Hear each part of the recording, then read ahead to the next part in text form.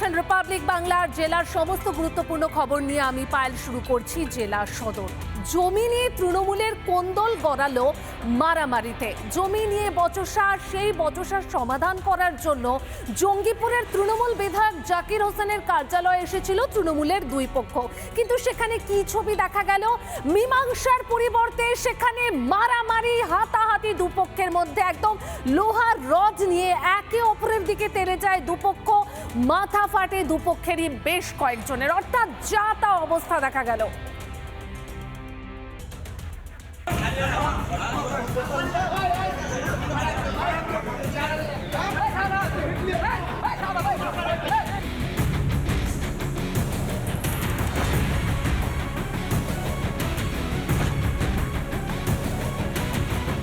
রঘুনাথগঞ্জে তৃণমূলের দুই গোষ্ঠীর মধ্যে ঝামেলা।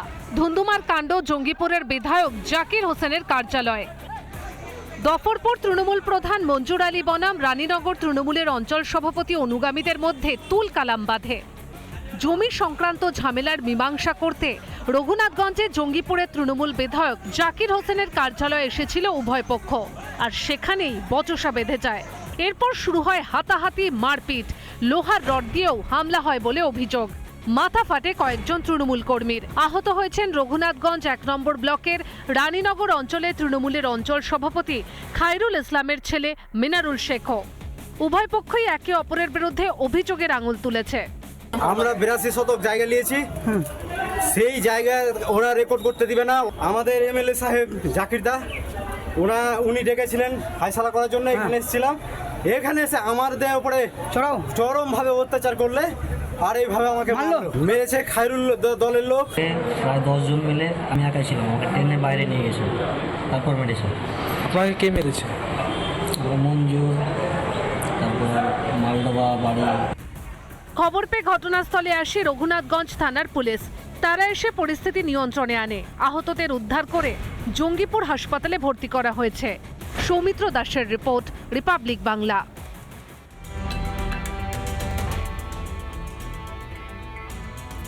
তৃণমূলের গৃহযুদ্ধ কিন্তু আবারও প্রকাশ্যে এসেছে, আর এটা কোথায়? মালদার হরিশ্চন্দ্রপুরে। সেখানে ক্রিকেট টুর্নামেন্ট আয়োজনকে কেন্দ্র করে কি ছবি দেখা গেল? জেলা পরিষদের সদস্য বনাম মন্ত্রী আর তৃণমূলের অন্দরের অশান্তি এভাবে প্রকাশ্যে চলে আসায় কটাক্ষ করতে ছাড়েনি বিজেপি। আর বিধানসভা নির্বাচনের আগে এইভাবে বারবার তৃণমূলের কোন্দল প্রকাশ্যে চলে আসায় অস্বস্তিতে শাসক দলও।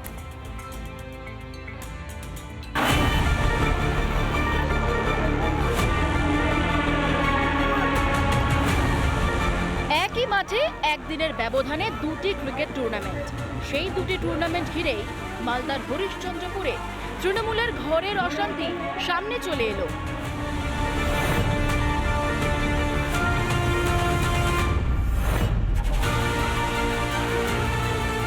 মালদার হরিশ্চন্দ্রপুরে তৃণমূল বিধায়ক তথা মন্ত্রী তাজমল হোসেন, তার পঞ্চায়েত এলাকা মহেন্দ্রপুরে তৃণমূলের পক্ষ থেকে দুটি ক্রিকেট টুর্নামেন্টের আয়োজন করা হয় একই মাঠে একদিনের ব্যবধানে। প্রথম টুর্নামেন্টের আয়োজক ছিলেন মন্ত্রী তাজমল হোসেনের অনুগামীরা। দ্বিতীয়টি জেলা পরিষদের সদস্য বুলবুল খানের অনুগামীদের তরফেই আয়োজন করা হয়। সেখানে হাজির হয়ে নাম না করে মন্ত্রীকে খোঁচা মারেন এলাকার এক প্রভাবশালী তৃণমূল নেতা স্বপন আলী। তার গলায় ছিল বুলবুল খানের প্রশংসা। বুলবুল খান যা কাজ করেছে, বুলবুল খান একটা সামান্য জেলা পরিষদের মেম্বার, সাধারণ জেলা পরিষদের মেম্বার হয়ে এলাকায় সমগ্র এলাকা জুড়ে যেভাবে সাধারণ গরিব মানুষের পাশে, অসহায় মানুষের পাশে, কৃষকের পাশে, শ্রমিকের পাশে যেভাবে পাশে দাঁড়াচ্ছে, মানুষের বিপদের দিনে করোনা, বন্যা সবসময় মানুষের পাশে যেভাবে পাশে থেকেছে, আমরা সেটাই তুলে দেব।